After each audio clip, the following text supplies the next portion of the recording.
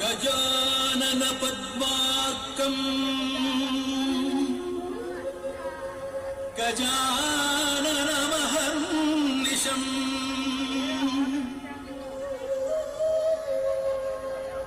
अनेकदं तं भक्तानां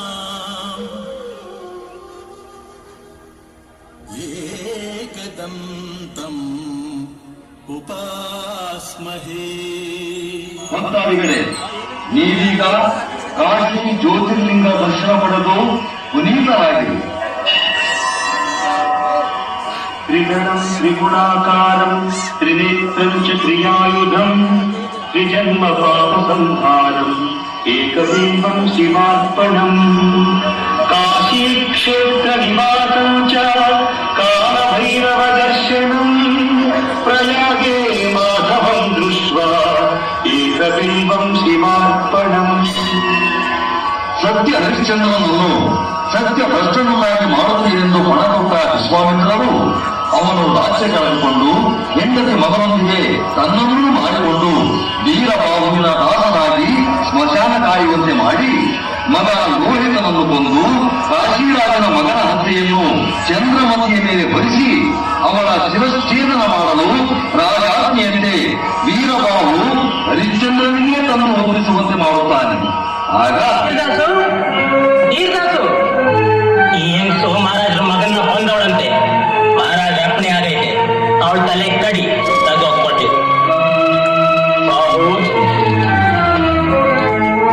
ಪರಮೇಶ್ವರ, ಕೊನೆಗೆ ಸ್ನೇಹಕ್ಕೆ ಕೂಡ ಮಾಡಬೇಕಾಗಿ ಬಂತೆ. ಸರಿಯಾಗಿದೆ.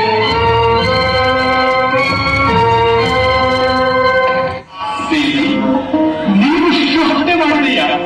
ನಾವಿದನ್ನು ನಂಬಲಾರೆ. ಪ್ರಾಣೇಶ್ವರ, ದೈವ ಸಂಕಲ್ಪವೇ ಹೀಗಿರುವಾಗ ನಮ್ಮ ನಂಬಿಕೆ ಅಪನಂಬಿಕೆಯಿಂದ ಪ್ರಯೋಜನವೇನು?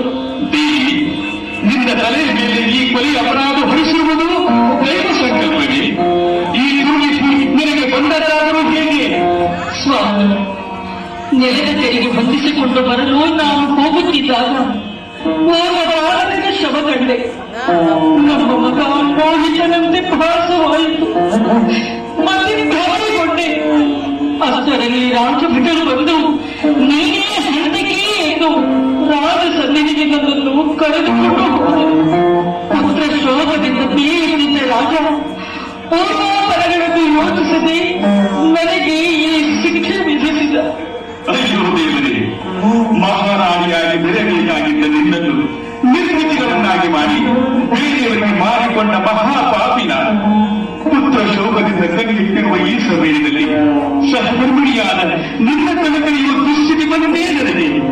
ಪ್ರಾಣೇಶ್ವರ, ಚಿಂತಿಸಬೇಕು. ಎಲ್ಲೋ ನೀಚ ಸಾವು ಸಾಯದೆ ಪ್ರತ್ಯಕ್ಷ ದೈವವಾದ ನಿಮ್ಮ ಸಮ್ಮುಖದಲ್ಲಿ ಅದು ನಿಮ್ಮ ಕೈಯಿಂದಲೇ ಸಾವು ಬರುತ್ತಿರುವುದು ನನ್ನ ಭಾಗ್ಯ. ನಾನು ಧನ್ಯ. ನಿಮ್ಮ ರಾಜಾಜ್ಞೆಯನ್ನು ನೆರವೇರಿಸಿದೆ. ಹೌದು, ರಾಜಾಜ್ಞೆಯನ್ನು ನೆರವೇರಿಸಲೇಬೇಕು. ದೇವಿ, ಕಡೆಯ ಬಾರಿ ಭಗವಂತನನ್ನು ಧ್ಯಾನಿಸಿ ಸಿದ್ಧರಾದ. ನೀನು ಹರಿಶ್ಚಂದ್ರ ಎಂಥ ಘೋರ ಕೆಲಸ ಮಾಡುತ್ತಿದ್ದೀಯೋ. ಸೂರ್ಯ ವಂಶ ಸಂಜಾತನಾದ ನೀನು ಹೆಂಡತಿಯನ್ನು ಮಾರಿಕೊಂಡು ಚಂಡಾಲನಿಗೆ ದಾಸನಾಗಿರುವುದೂ ಅಲ್ಲದೆ ಇನ್ನು ಸ್ತ್ರೀ ಹತ್ಯೆಯನ್ನು ಮಾಡುತ್ತಿದ್ದೀಯ. ನಿನ್ನ ಮನಸ್ಸು ಎಂಥ ಕಠಿಣವೋ. ನಿರಪರಾಧಿಯಾದ ನಿನ್ನ ಹೆಂಡತಿಯನ್ನು ಕೊಲ್ಲುವುದು ಯಾವ ಧರ್ಮವೋ? ಈ ವಿಷಯದಲ್ಲಿ ಧರ್ಮ ಅಧರ್ಮಗಳ ತರ್ಕ ಅನಗತ್ಯ. ನಾನು ನನ್ನ ಧರ್ಮಾಜ್ಞೆಯನ್ನು ನೆರವೇರಿಸುತ್ತಿದ್ದೇನೆ. ಸಾಕು ಹರಿಶ್ಚಂದ್ರ, ಸರ್ವಸ್ವವನ್ನೂ ಕಳೆದುಕೊಂಡಿದ್ದೀಯ. ಇನ್ನೂ ನಿನ್ನ ಜಲವನ್ನು ಬಿಡಬಲ್ಲೆಯ? ಪೂಜ್ಯರೇ, ಇಂದಿನ ತನಕ ನನ್ನ ಸತ್ಯವನ್ನು ನಾನು ಕಳೆದುಕೊಳ್ಳುವುದಿಲ್ಲವೋ ಅಂದಿನ ತನಕ ನಾನು ಏನನ್ನೂ ಕಳೆದುಕೊಂಡಿಲ್ಲವೆಂದು ಭಾವಿಸುತ್ತೇನೆ. ಹರಿಶ್ಚಂದ್ರ, ಕಾಯುವ ಮಿಂಚಿ ಹೋಗುವುದಕ್ಕೆ ಮುಂಚೆ ನನ್ನ ಮಾತನ್ನು ಕೇಳಿ ನಿನ್ನ ಮಗನನ್ನು ಬದುಕಿಸಿಕೊಡುತ್ತೇನೆ. ನಿನ್ನ ಹೆಂಡತಿಯ ಮೇಲೆ ಬಂದಿರುವ ಅಪರಾಧವನ್ನು ಹೋಗಲಾಡಿಸುತ್ತೇನೆ. ನಿನ್ನ ರಾಜ್ಯಾದಿ ಸಕಲ ಸಂಪತ್ತನ್ನು ಹಿಂದಿರುಗಿಸಿಕೊಡುತ್ತೇನೆ. ನನ್ನ ಕುಮಾರಿಯನ್ನು ಲಗ್ನ ಮಾಡಿಕೊಂಡು